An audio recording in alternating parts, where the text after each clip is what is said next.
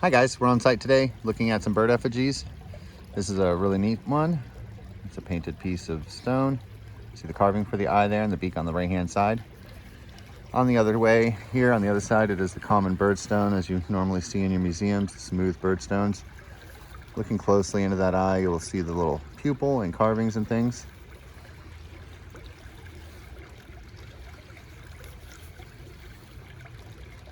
Fits very well in the hand.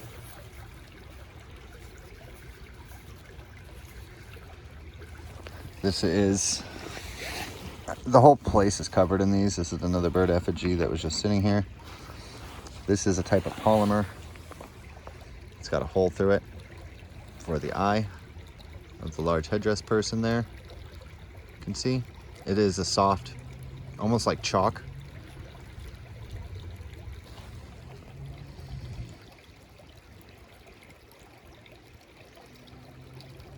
This effigy has just floated down the river. The river's pretty flooded out right now. And here is a spearpoint.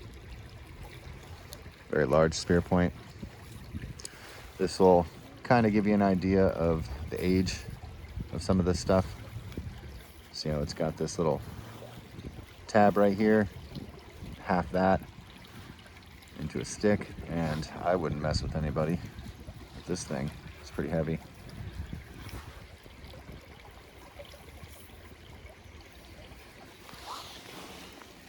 So, go ahead and take a look at this one here. This is a duck head. It's also a portrait of a person. On this side here, there's a small little portrait.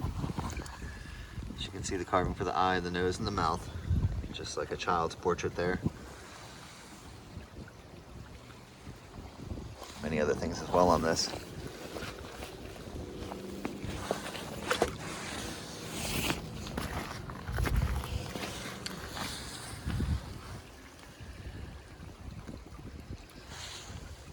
If you look closely, you can see these diamonds and these carvings.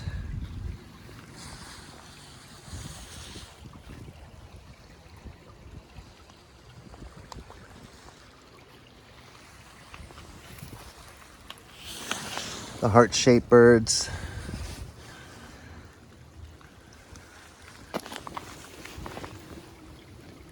Some gateway style pieces, maybe representing animals.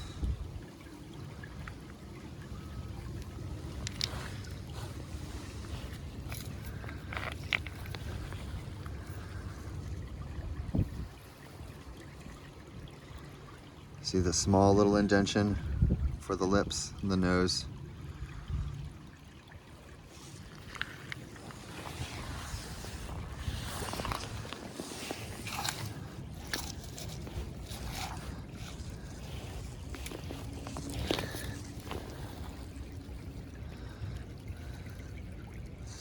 This looks like another piece of that shirt.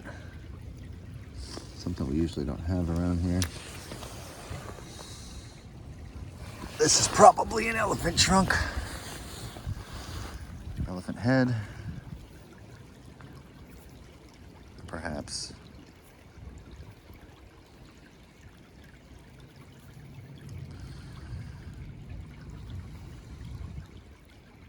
It is a duck with an exaggerated long beak, and so how long that beak is. Here's what we do with that. So the duck head is going to be pointing up. So you take that beak and you make it a more reasonable level, and you can see how the head gets round and the beak becomes the reasonable level instead of just extendo beak, right? The way these effigies work is you put them in your left hand, and when you close your hand, pointer finger will stick out a little bit. This may not be the same for every single site all over the country, but here in North Carolina, after 7 months of research, this is what I've come up with. Not all sites are the same. Some sites are completely different with a whole different set of motifs, different sets of people, different styles of art. Most people don't know about it. A lot of people don't like it. It makes people uncomfortable. And I can understand that. The only one I'm going to be taking today is the polymer piece. because it's going to be destroyed.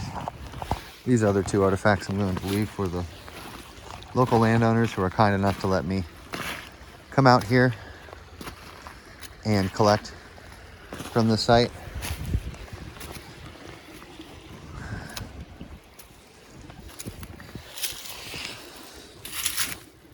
As you guys know, I would probably do it anyway, but it's nice to have permission. So I'll go ahead and leave these things up here for them.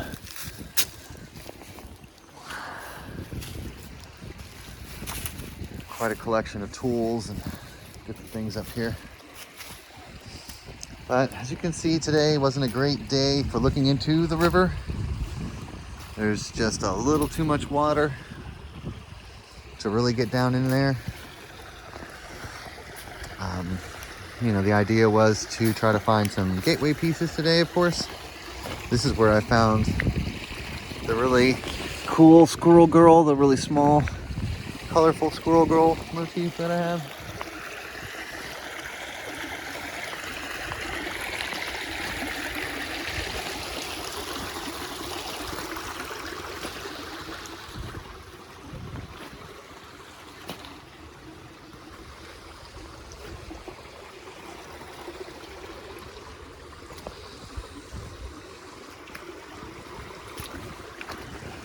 Too deep. There's a red one.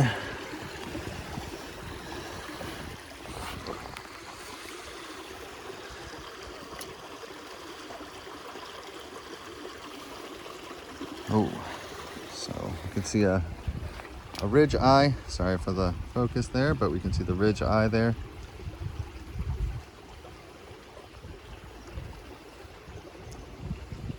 This is a painted piece of white quartz. This red stone it's white. Don't use your eyes. It's white. This is white.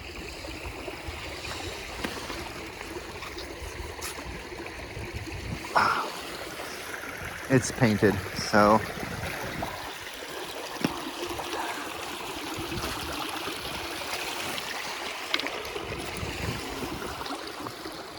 just a little fat bird.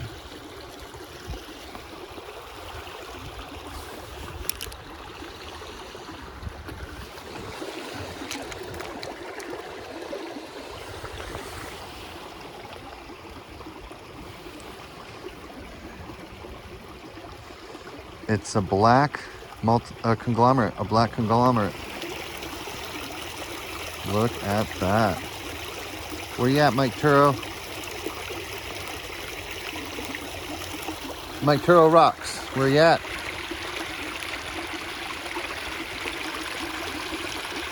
Wow.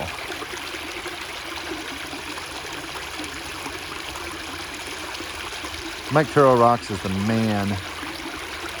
I did the Body, Mind, and Spirit conference last year, and he came down and helped me load up everything. We used his rental car. I made him very nervous when I was driving. I don't think I'd have been able to do that conference without him. I thanked him before.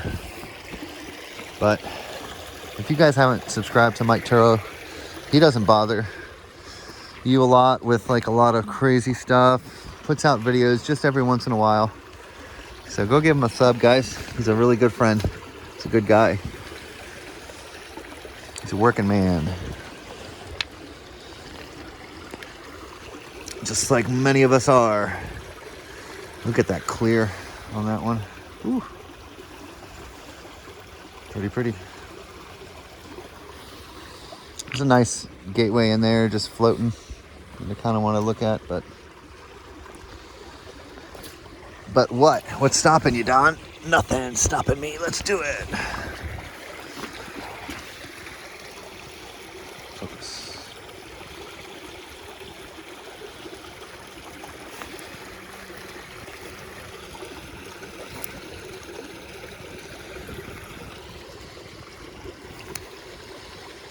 I can see the recessed beak.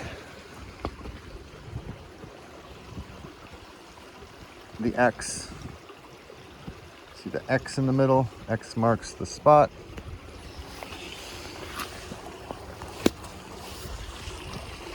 Conglomerate. Yep, looks like it. That's the Birdman conglomerate. So he's got the Birdman nose. You see the carving for the eye. You can take that nose and make it more reasonable. The conglomerates are just all floating down right now. Look at that. Charred piece of clay with little tiny pebbles and rocks and stuff in it. Look at that coating. You see how it's black on the outside? Well, that artifact is destroyed, and that's why I come out here and try to pick up what I can. Especially the ones that are fragile, like pottery pieces.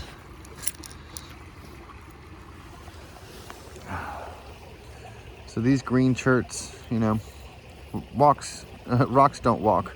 Walks don't rock, or rocks don't walk. They don't walk. They don't have legs.